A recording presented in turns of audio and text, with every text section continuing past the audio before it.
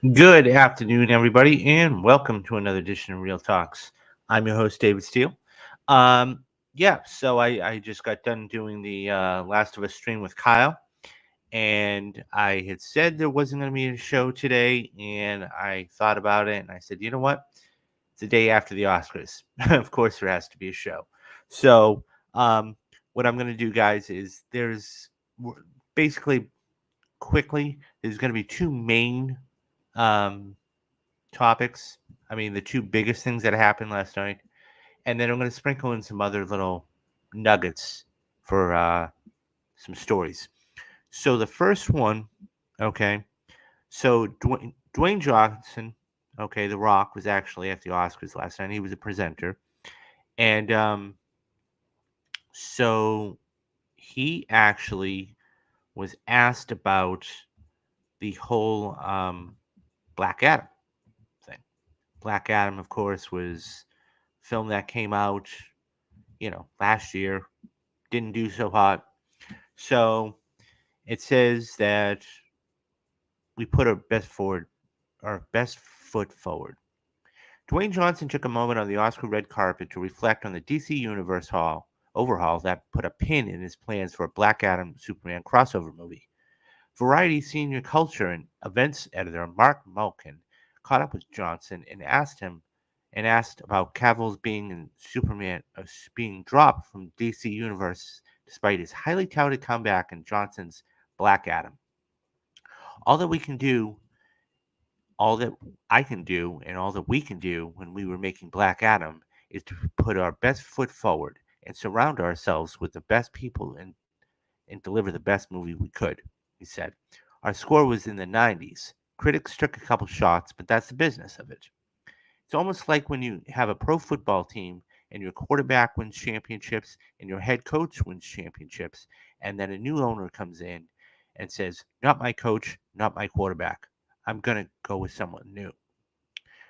Johnson is, of course, referring to the new DC Studios bosses, James Gunn and Peter Safran, who were announced as the new architects of the DC Universe just a few days after Black Adam opened in theaters last October. And bringing back Cavill's Superman for a post-credit scene appearance, Johnson was laying the groundwork for his own DC universe in which the relationship between Black Adam and Superman would be mapped out across multiple films. Black Adam's tepid box office and Safran's hiring effectively killed Johnson's plan. James and I, James Gunn and I connected, and Black Adam will not be the first chapter of storytelling. However, DC and Seven Bucks, his production company, had agreed to continue exploring the most valuable ways Black Adams can be utilized in future DC multiverse chapters. So, essentially, the last thing he said was this: we really wanted to craft a long form of storytelling and show that these two characters exist in the same universe and are going to deal with each other often, either on the same or opposite sides. Hopefully, they clash at some point, and it's not just a one fight situation. That was never our dream. That does not reward the fans. Fans want to feel a journey, and these between these guys, knowing these guys exist in the same universe. Okay, um, what do I have to say? Look, I get that it's a big thing, you know, but Gunn did the right thing here. I mean, what Johnson was trying to do is essentially shoehorn Henry Cavill in there, okay, and he made the wrong move, and it backfired. And I think that you know this should be a lesson to him, okay, to try and do things the right way. I understand it took a long time to actually have the movie made. I understand, that he invested a lot in it, his time, his money, everything else. But at the same time, there was no reason for it. I feel bad for Henry Cavill, okay, because he was the lead on The Witcher, okay, and there were reports out there stating that um, he wasn't getting along with the writers and doing the character arc and everything else. But he was the lead, and he left that job. because he was essentially promised by Dwayne Johnson, hey, look, if you come back to DC, we will take care of it. And as a result, I mean, that was one of the main reasons why it got so much buzz is because of that after credit scene. Um, and now Cavill, Gunn and Safran said, not so much. And I'm sure he'll be back in some capacity. Both of them will, but just not in the capacity that they want. Um, I, you know, The Rock's admitting he made a mistake. Okay, plain and simple. He's admitting he's made a mistake, and it is what it is.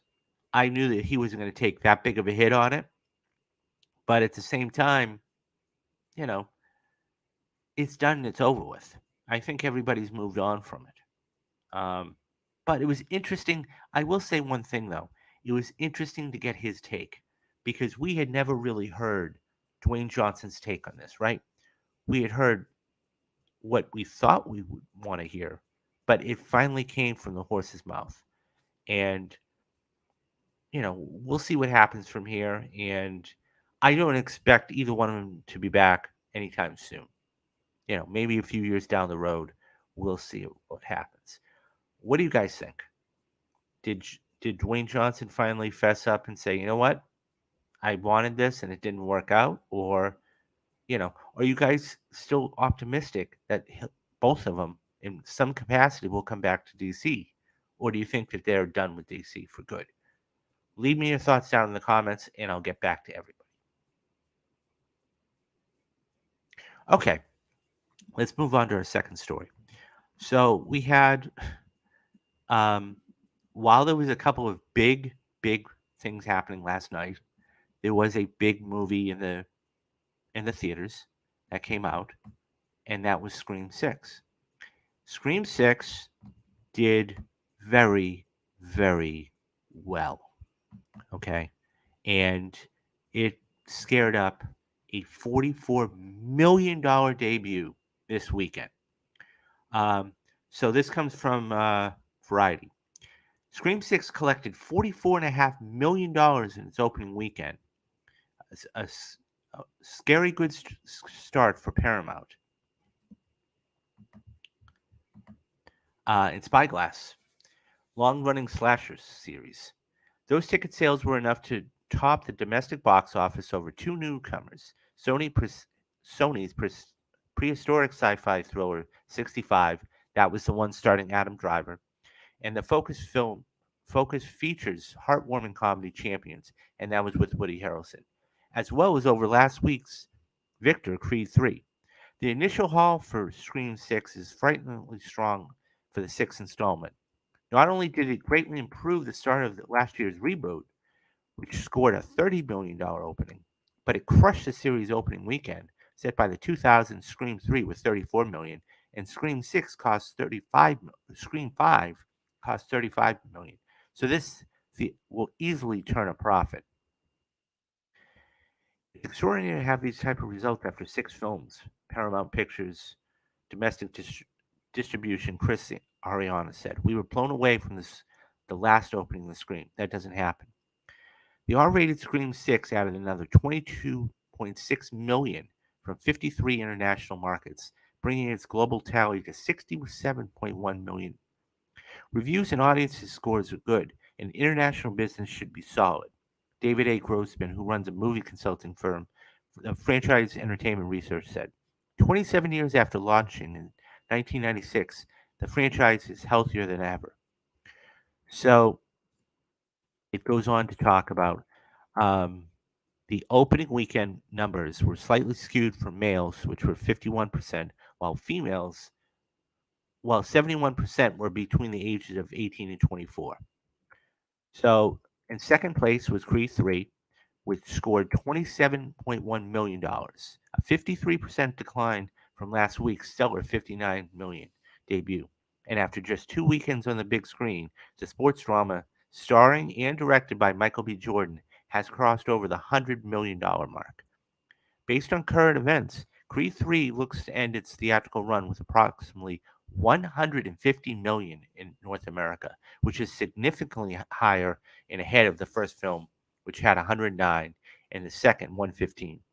Internationally, Creed 3 has amassed $78 million, bringing its global total to $179 million.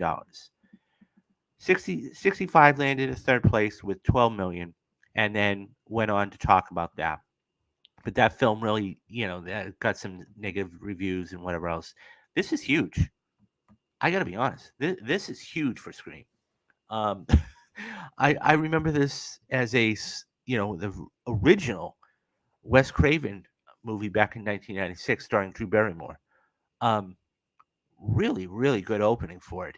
I thought Creed 3 would be able to hang with it, but I was wrong. But nonetheless, this is big because my guess is so this stars Jenna Ortega, who is um, right now, she's one of the hottest actresses. That sounded wrong. She's one of the most popular actresses um, in Hollywood today. I mean, she's doing Wednesday. She's got this. She's got a couple of other projects lined up. So this is a really good start for Paramount and where this is going to be going. Um, Creed did really well, which I was happy to see once again, and that made quite a bit of money in its second weekend, dropping 53%. This is going to be fascinating to see where this goes. This could be, and I'm just guessing, this could be another really big year for the horror genre. I mean, we had so many last year. The Black Phone, Pearl, Barbarian, X. So this is only, and we're only in March. So um, this could definitely be. This is definitely good news for Paramount, but it's definitely good news for the whole genre. And I think that last year the momentum was really there, and we're seeing this carry into 2023. Um, Personally speaking, I was done with this genre a long, long time ago. I like horror films. Don't get me wrong. But it's just as I read in the piece, a lot of them were 18 to 24. So that tells me this is more of the younger generation's type of film. And as long as this keeps turning a profit, they're going to keep making these movies. So I'm really curious to see where this goes, how long this could, how much money this can make. I mean, look, Creed's already made $136 million in 2 weeks so total. This could very easily do 150, 170 million by the time this is done. So I'm really curious to see what happens. What do you guys think? Let me know. Have you seen Creed 6? Or Creed 6? I got Creed on the mind. Have you seen Scream 6? Did you like it if you did? Are you a fan of the Scream franchise? Um, what did you think of the couple performances you saw in there? Um, would you be would you be up for another Scream movie if they wanted to actually do that? Let me know your thoughts down in the comment section.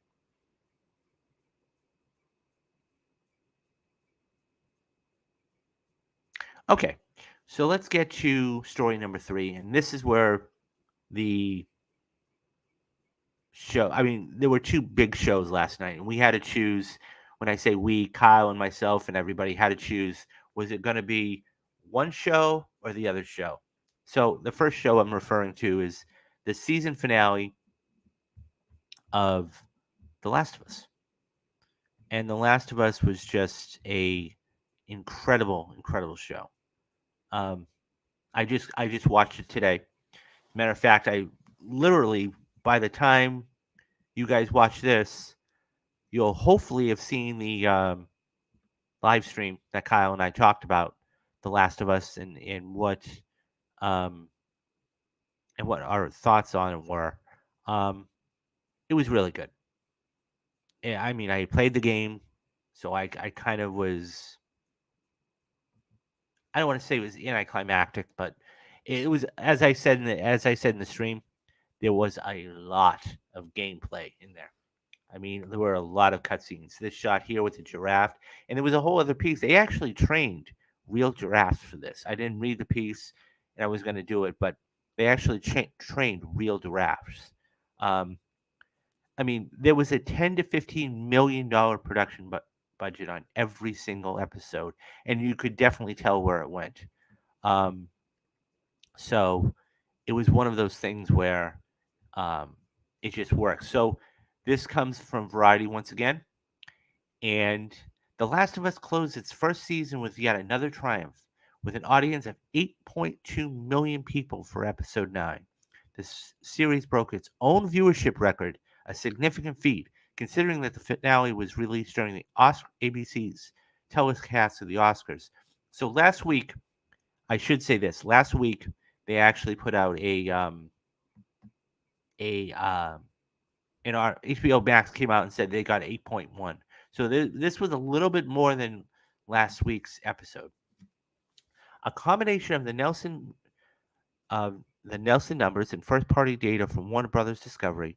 This number accounts for those who tuned in to the Sunday night airing of HBO's cable channel, as well as streams on HBO Max throughout the night.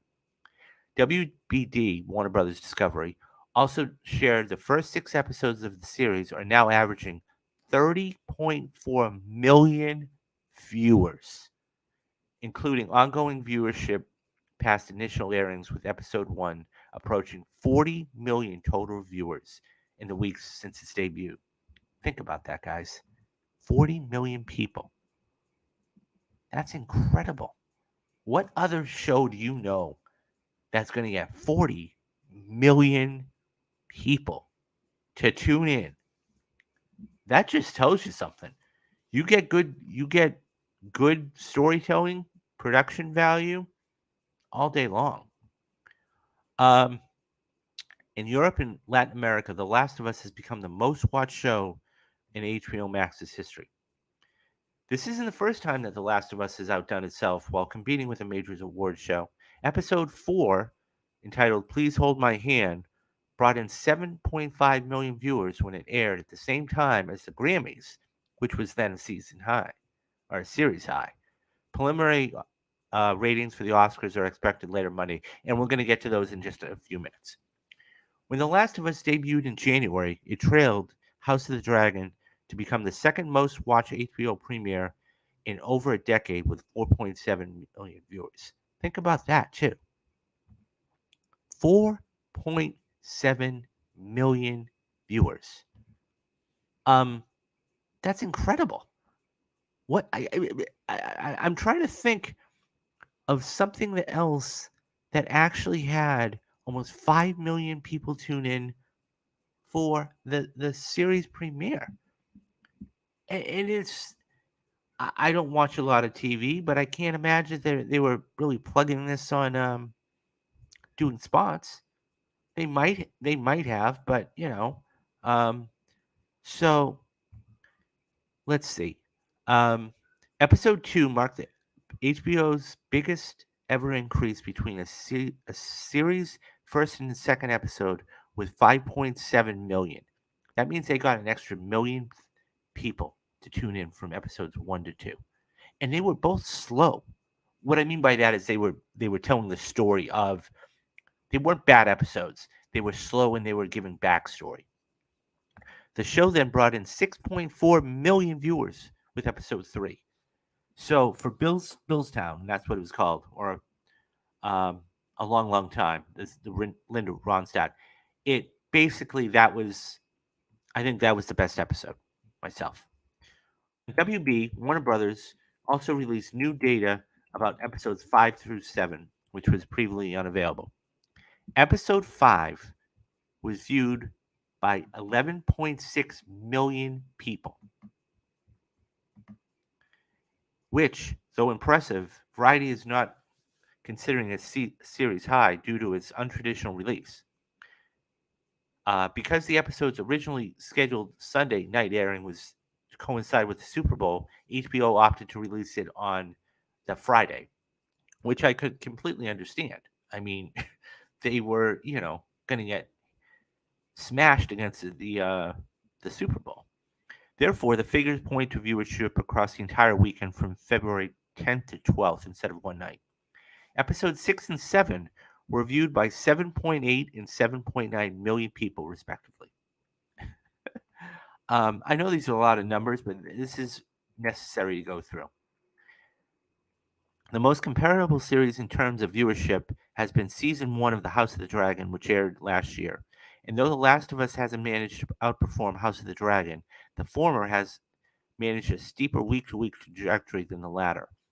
House of the Dragon season averaged 29 million viewers, a number that counts continuous viewership past initial airings. Now, what I'll say is this: the reason why I think House of the Dragon did all those numbers is because that had many other seasons behind it, right? It's not like this was a brand new, out of the box, pristine series.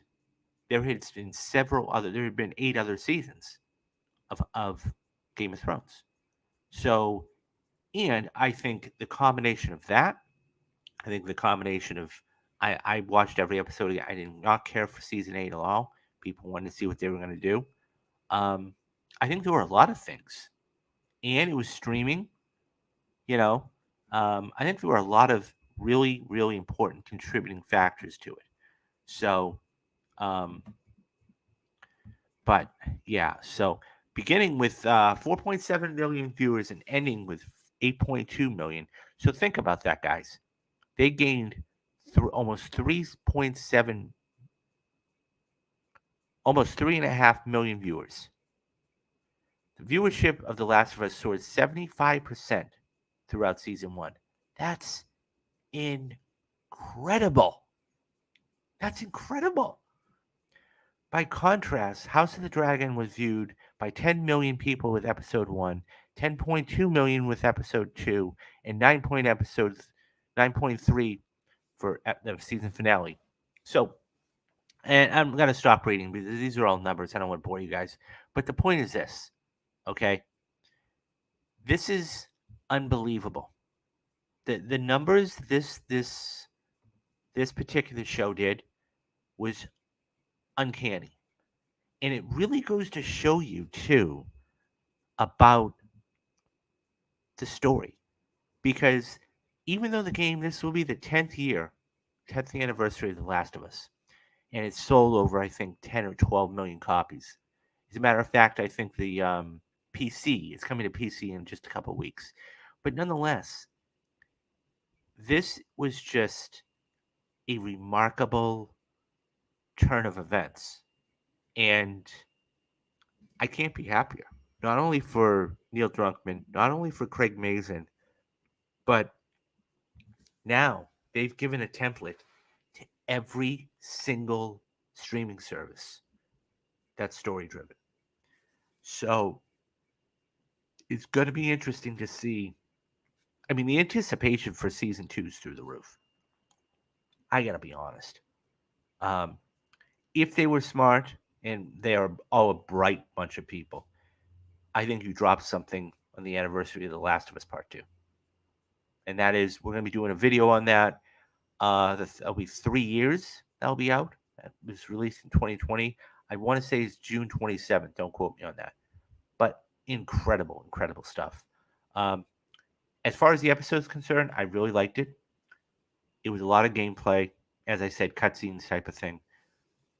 I can't wait for season 2. And by the way, I know I was talking with a couple viewers today. If you haven't played the second game, go play it. Hopefully you haven't been spoiled by now. But if you don't know it and you haven't, go play it. I call it a perfect game. And I did a whole 4-part series on why, and you can find that, you can find those videos there. It's a fascinating game. Anyway, guys, what do you think about this? What did you think about the viewership of this? Did you think that it could have done more because of the Oscars, or did you think had hit its high? And let me ask you this, guys: what do you think the ratings for season 2 is going to be? How many do you think they're going to get for the season premiere of that? Leave all your thoughts down in the comment section, and I'll get back to everybody.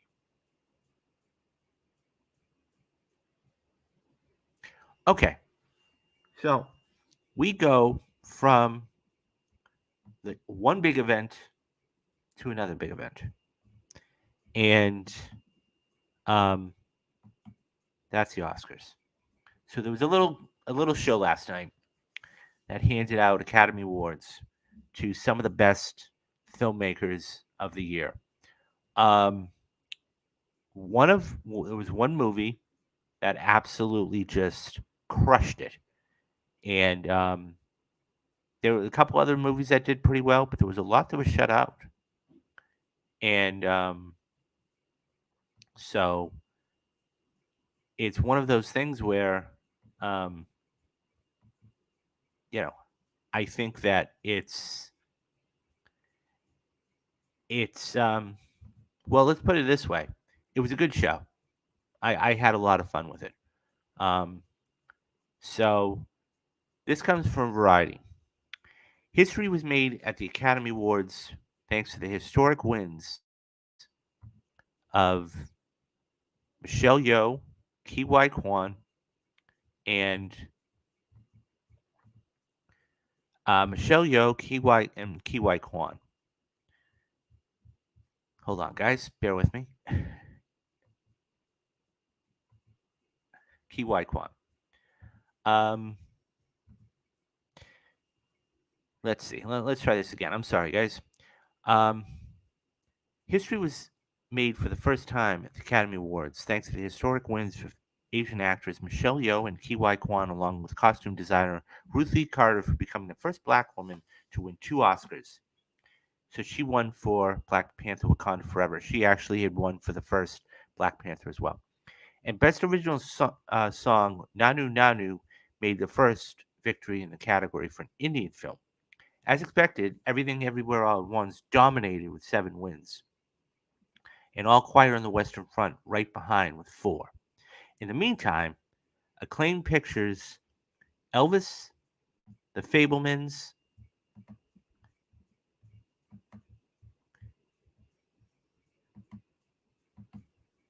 and Banshees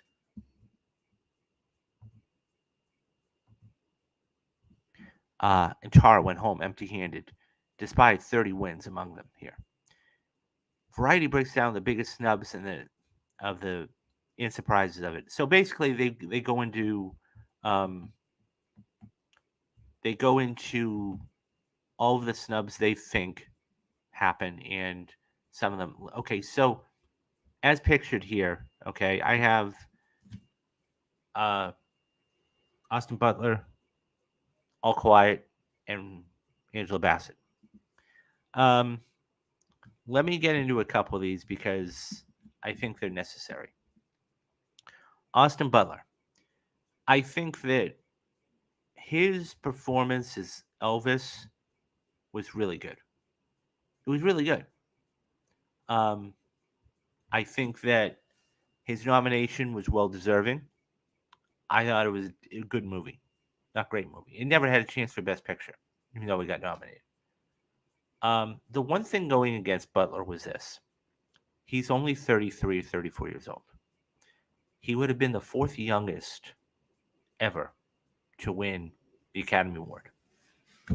He was a first-time nominee. Um, right away, they don't like first-time nominees. They just don't because they figure you'll be back. Elvis did not do well at all. I picked them in hair and makeup, lost that one. I picked them in costume, lost that one. That one I should have known was going to Ruthie Carter. That was, but nonetheless, and congratulations to her, by the way. But nonetheless, so it lost that. It lost a couple others. So there was, once they started not choosing Elvis, the chances that I was going to get that right were going downhill. Angela Bassett. What can you say about this? Um, I know Matthew Anderson, if you tuned into our live stream the other night, Matthew had chosen Kerry Condon. I chose Angela Bassett. Didn't win on that one. Um, I even the set production. So I mean, it was one of those things where um, I lost. I lost the the set production. And so yeah, so that was not good. Um, Mandy Walker not winning for Elvis. I mean, there were a lot of nominations for Elvis, and he walked home with nothing. Now that being said, All Quiet on the Western Front walked away with 4 or 5 Oscars last night. Fantastic job.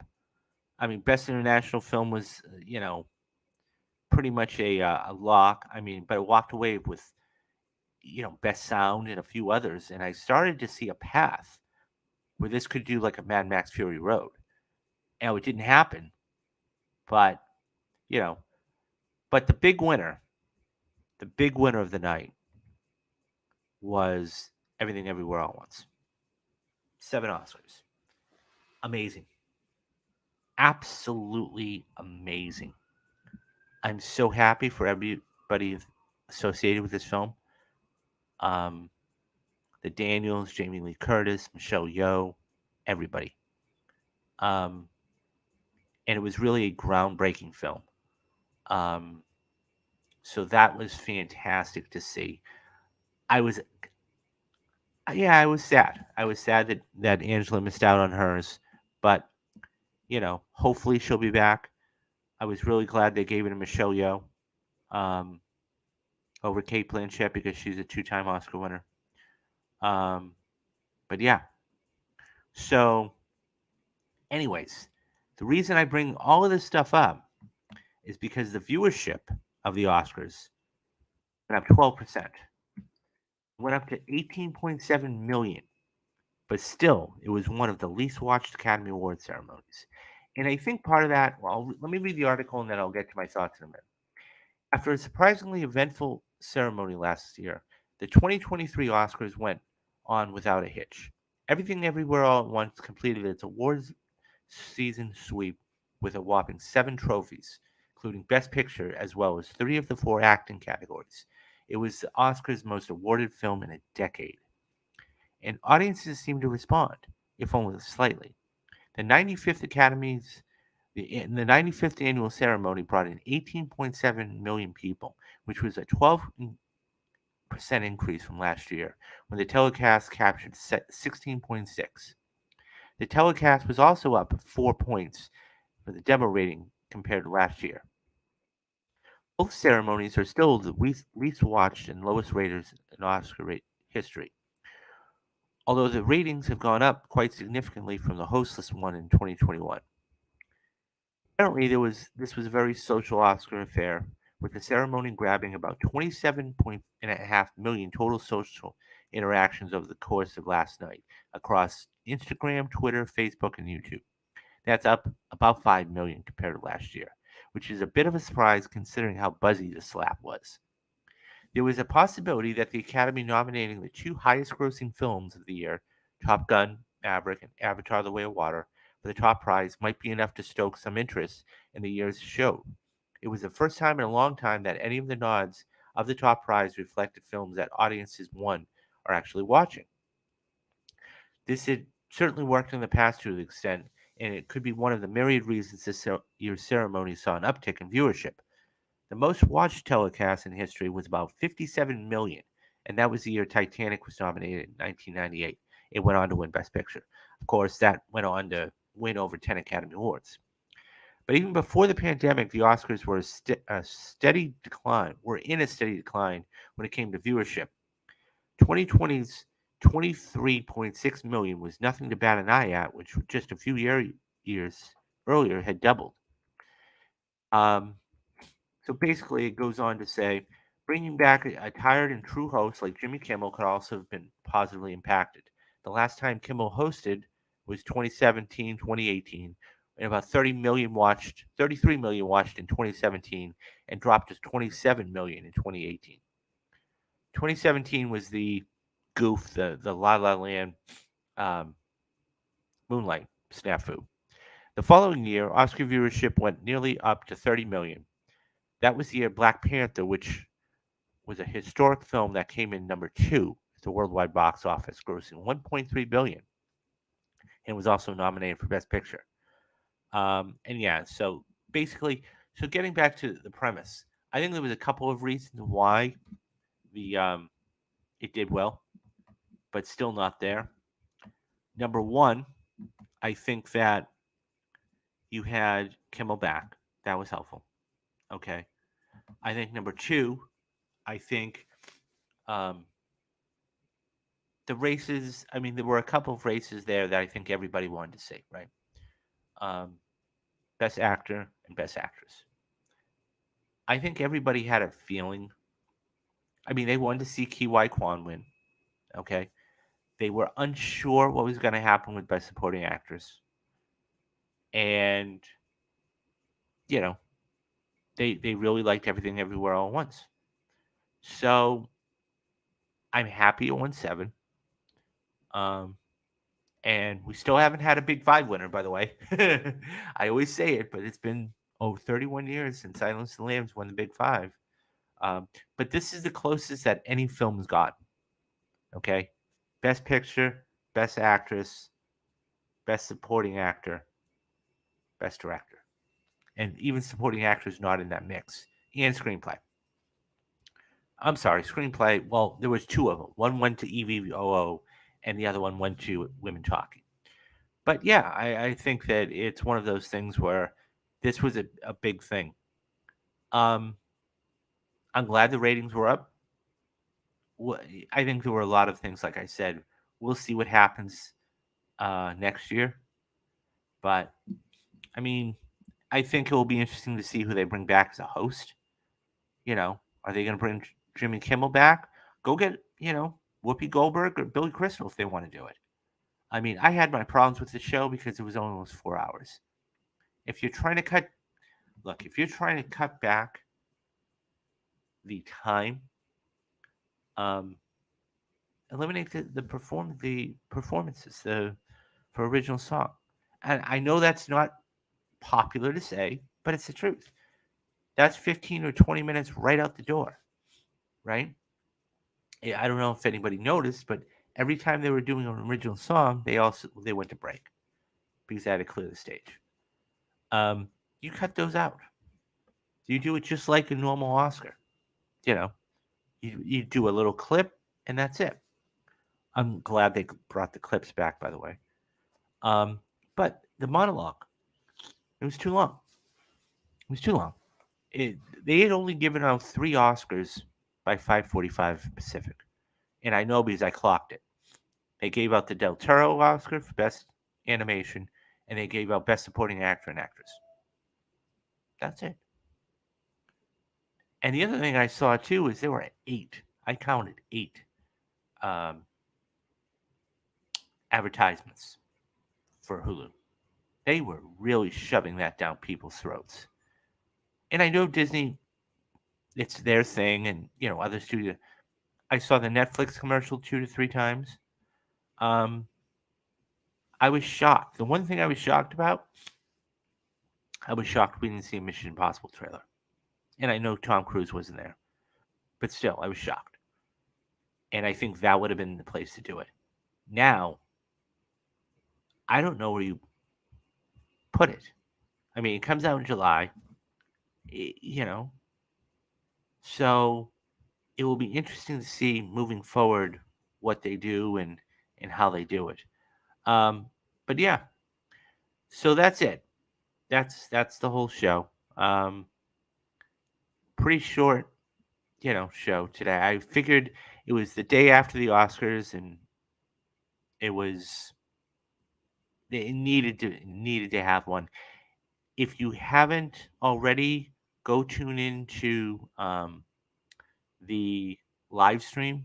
Now it's not a live stream. It was last night of Matthew and I talking about the winners and what happened with that. Um, and yeah, stay tuned, guys. We'll be doing more shows throughout the week. We get The Mandalorian on Wednesday, so stay tuned for that. And yeah, now the first reaction was I am going to sit down. I promise people I'm going to sit down and watch it. You're going to be getting 2 this month. You're going to be getting Fargo, and you're going to be getting another one for March.